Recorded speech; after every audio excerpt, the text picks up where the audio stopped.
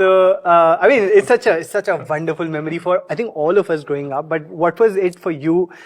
Were you also someone who fell in love on the sets like Pehla Nasha, which Oh, yeah. I wonder if at that moment I remember. I wish God, I wish I could remember her name. The girl who was cast as young Aisha Julka. okay, Like particularly the scene with this little trophy, where my elder brother is getting all of the big trophies and I've only won this tiny one, and she's there. And even at that age, I think I had a little bit of a crush on her. I don't know if I ever met her after that, but if you're out there. I'm sure she'll be happy to see this today. What else is What else connecting is with in you? here? Wow, okay, so here, this is my ninth standard class photograph. Okay, I've been to a lot of schools. This one is from Valley School in Bangalore. I did my ninth and 10th grade over there. Some very, very dear friends of mine also are in this picture. I read in one of the older interviews that you had done, where you spoke that schooling was very challenging for you, that you had a very tough time with the Indian education system. I've been to a number of schools. Sure. I started off in Bombay, Scottish in Bombay. Yeah. At that point, they believed that all behavior could be corrected with caning. Oh wow. So you wear the wrong color socks to school, caning. You forget to bring a book to school, caning. You haven't done your homework, guess what? Still more caning. The regularity with which the teachers used to beat us had really started to get to me. As I think about it today, I was an 8-year-old kid, 9-year-old kid, younger than my own daughter.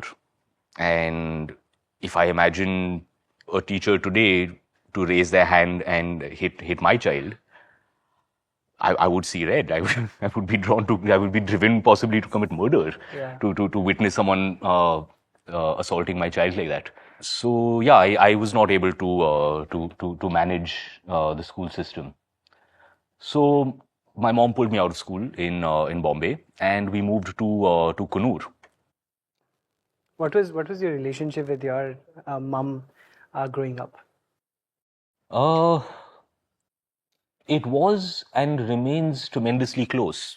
My parents separated when I was very young. Yeah.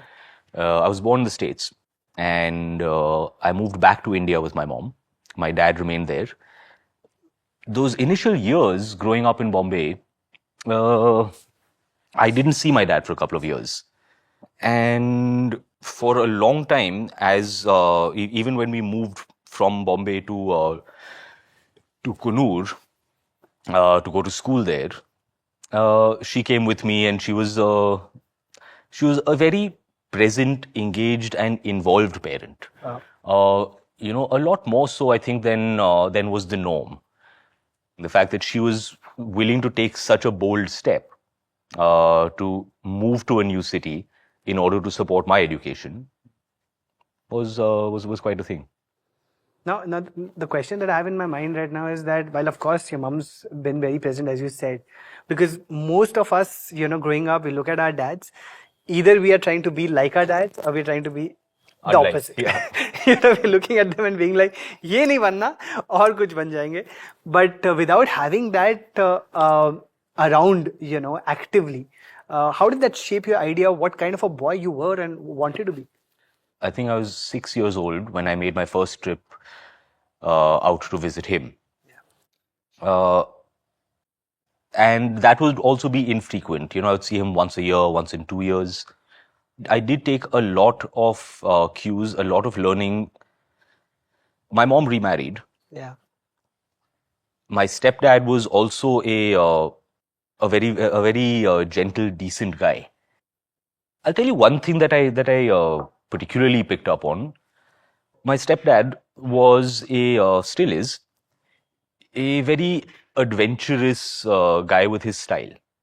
So he would wear floral prints, bright colors, bright, just jewelry, absolutely anything. So I never had that sense of insecurity around the shape of masculinity.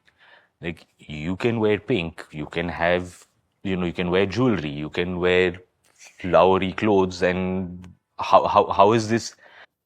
how are you less of a man in that way?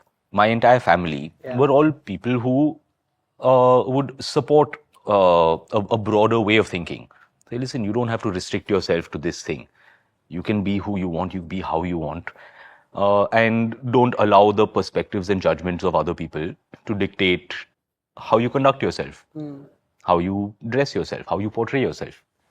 From your childhood, I really want to move on, obviously, to your college days and filmmaking. Yeah. So, quite crazy. during your film school years, were there collaborators that you had that, or any interactions you had during that time with filmmakers in America that you recall? Yeah, I went to film school out in LA. Correct. And once I graduated, I stayed out there for about a year looking for work. I worked as a camera operator on a reality TV show. This was the early days of reality TV, Sure. 2004, 2005. Sure. The pitch for it was if a celebrity would have a party in their home, we would be there as a guest in the party, and they would show you the home, then they would show you the setup. We shot an episode at Robert Evans's house. Oh, wow. Jack Nicholson was at the party. Okay. So he was entering the party, and I happened to be near the entrance with the camera. So I ran up and I'm trying to get a shot, and he kind of ducked and avoided and went off. Suddenly I realized, oh, he's uncomfortable with this. Sure. And I had this moment where I was like, oh my God, I feel terrible. Yeah. I feel like I'm paparazzi, like I'm, intruding on him. And I've grown up loving this man as an actor, as an artist. So I put my camera off and I walked up to him and said, excuse me, sir. I said, I just wanted to apologize for harassing you earlier on. I didn't mean to make you feel uncomfortable, and if I did, I'm really sorry. Yeah. He kind of looked at me and said, hey, you're just doing your job. Don't apologize for doing your job. And I was like, oh my God. He forgave me, and he was so considerate and decent about it. He said, don't apologize for doing your job. Yeah. I understand. And coming from someone like him, that meant a lot.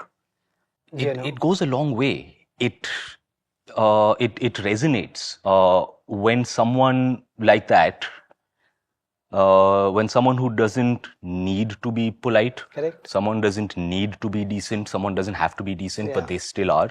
Yeah. How you treat someone who is in a position of lesser power to you says a lot. I want to come to your films now, Imran, and it's so decency has also kind of been in many ways the through line of all the characters that you've done, where there was a certain kind of a unproblematic man, as we now call it, a green flag man, as we now call it, but that was just the kind of film that you always had, and this was what I was drawn to. Yeah, exactly, because you told me when we spoke at IFP, you said something very interesting. You said that you are now rewatching a lot of your older films through a different lens, that it was hard for you to watch them at that time. When you're watching them right now, what is the stuff that you're seeing that is, is there like a particular scene, something that you're seeing that's making you proud of the work you did? I have not seen any of my films for more than 10 years. Yeah. So as I kind of started to reconnect with people on Instagram and to talk through the films and to hear thoughts on them, I started to become curious. I was like, you know what, I should relook at these films. Yeah. Thanks for watching. If you enjoyed the video, don't forget to like, subscribe and share.